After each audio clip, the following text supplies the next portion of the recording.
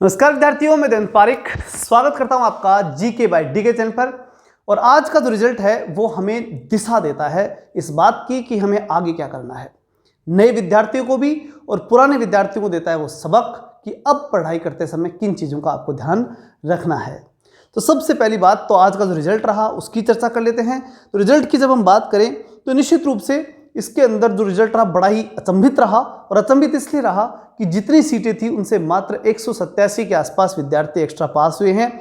यानी हम ये कह सकते हैं कि बहुत डबल वाली बात तो थी वो पैदा ही नहीं हुई। बड़ी बात है। तो कहने का मतलब क्या है कि बहुत, अब यहाँ प्रश्न मैं आपसे पूछूं कि बहुत ज़्यादा पढ़ना चाहिए या क्वालिटेट पढ़ना चाहिए, ये बड़ा महत्वपूर्ण प्रश्न हमारे सामने आके खड़ा हो जाता है कि हम इस बात को करें कि 1383 विद्यार्थी जब पास हो रहे हैं, लगभग 1200 के आसपास पोस्ट थी, उनमें से 1383 मतलब 187 विद्यार्थी एक्स्ट्रा बताए जा रहे हैं। अगर ये विद्यार्थी मात्र अगर एक्स्ट्रा पास हो रहे हैं तो हमें चिंतन करना पड़ेगा कि बहुत पढ़े या क्वालिटेट पढ़े, पहली बात। और दूसरी बात कि पेपर अटेम्प्शन कितनी बड़ी बात है। और तीसरी बात कि फर्स्ट पेपर सेकंड पेपर का एक मैटर कि किस प्रकार से हम अटेम्प्ट करें कि पहला और दूसरे पेपर में संतुलन होना चाहिए और कितना होना चाहिए। ये सारे प्रश्न हमारे सामने आकर के खड़े होते हैं। अब एक एक करके हम इन पर चर्चा करते हैं। सबसे पहला प्रश्न जो यक्ष प्रश्न है कि 40% क्राइटेरिया मस्ट है। जब गवर्नमेंट ने इसे लागू कर दिया तो कर दिया, और ऐसा है कि ये सही भी है। मैं तो स्पष्ट कहूँगा ये गलत नहीं है। गलत इसलिए नहीं है कि 40% नंबर भी अगर हम पेपर में नहीं ला रहे ना, अगर हम पास भी नहीं हो रहे हैं तो फिर हम किस आधार पर हम ये कह दें कि हम लेक्चरर बनने लायक हैं। अगर मैं एग्जाम बैठता हूं तो मैं खुद कहता हूं कि अगर मैं 40% नहीं लाया तो मैं सिलेक्शन लायक नहीं था। अगर ये बात है तो कहने का मतलब क्या हुआ कि 40% तो आना ही चाहिए, और ये गवर्नमेंट का सही डिसीजन है। अब हमारा क्या होना चाहिए, हमें क्या टारगेट लेना चाहिए? तो हमें टारगेट केवल सबसे पहला जो टारगेट होना वो हमें लेना चाहिए कि हमें दोनों सब्जेक्ट में 40% तो लाने ही लाने हैं, सबसे पहला टारगेट। और दूसरा टारगेट हमारा होना चाहिए लीड का।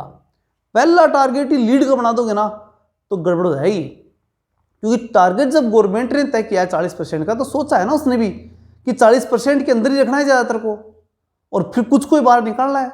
यही कंडीशन है इसमें तो।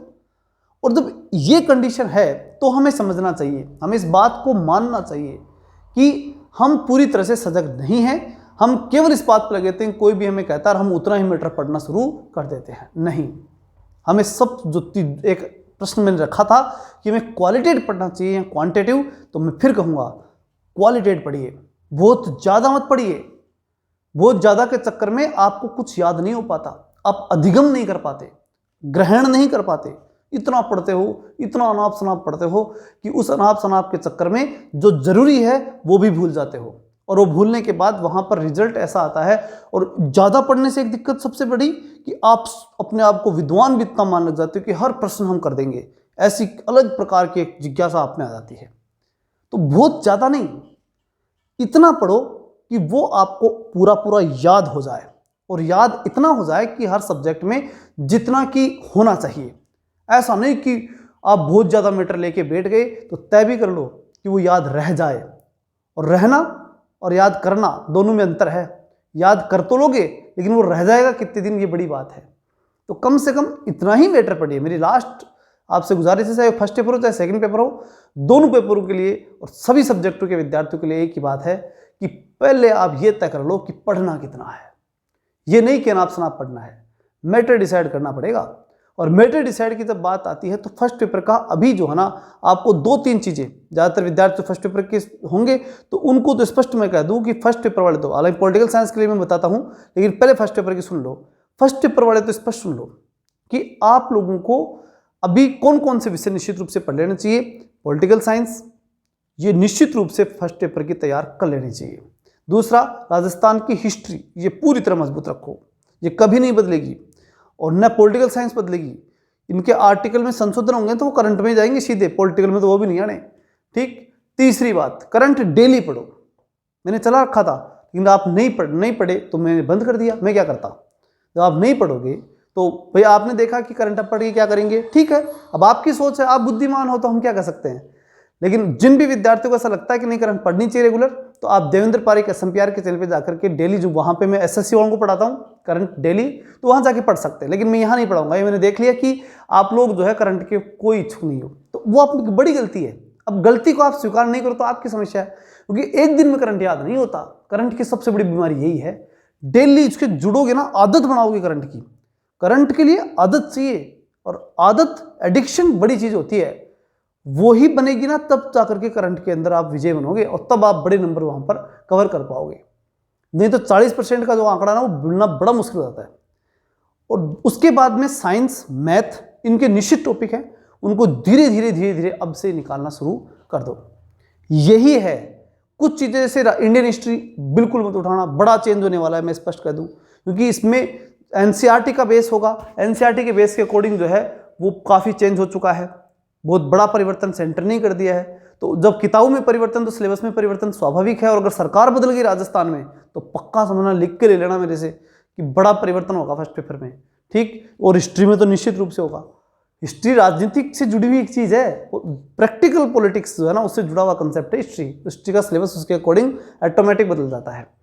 दूसरी बात अगर मैं कहूँ आपको, तो इसका मतलब इंडियन हिस्ट्री भी मत उठाना, साफ निर्देश है मेरा। फिर बाद में मत कहना कि सर ये बदल गया, इसको पढ़ने से क्या फायदा हुआ, ठीक है ना। याद होगा ना जब गुप्त काल और मौर्य काल की हिस्ट्री पढ़ रहे थे अपन पिछली बार, और अब की बार नहीं पढ़नी पड़ी, वो एक चेंज हो गया, ठीक। तो इस प्रकार का परिवर्तन, अब की बार मुगल नहीं आएंगे, मुगलों का मामला उठा दिया सेंटर में, तो हो सकता है यहाँ अगर सरकार बदल गई तो पक्का है मुगलों की इतिहास का संस्कृति नहीं मिलनी है आपको।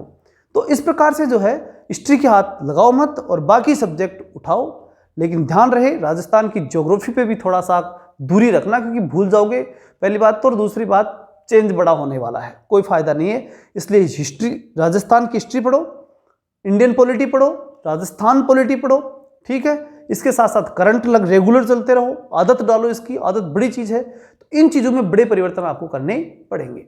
दूसरी बड़ी बात आती है सब्जेक्ट। अब पॉलिटिकल साइंस वालों की बात कर रहा हूं, अब चाहे बाकी सब्जेक्ट वाले जा सकते हैं, मैं उनको जबरदस्ती नहीं बांधूंगा, ठीक। अब बात हम कर लेते हैं पॉलिटिकल साइंस वालों से। पॉलिटिकल साइंस वाले विशेष रूप से बात समझ लो भाई। देखो मेरी तो राय है, अब आप कहोगे कि सर अपने कोर्स बेच रहे हो, लेकिन मैं एक हकीकत बता रहा हूं आपको, बहुत ज्यादा पढ़ने से पॉलिटिकल साइंस नहीं आएगी, क्योंकि उसमें गुम हो जाओगे तुम लोग। क्या याद रहेगा, क्या भूल जाओगे मालूम नहीं पड़ेगा। इतना कितना याद रख लोगे तुम, जितना तुम सोच रहे हो कि वो किताब भी लिया और ये भी लिया और वो नोट्स फलाना नोट्स, नहीं बैठेगा। कितना याद रख सकते हो ये तय करो।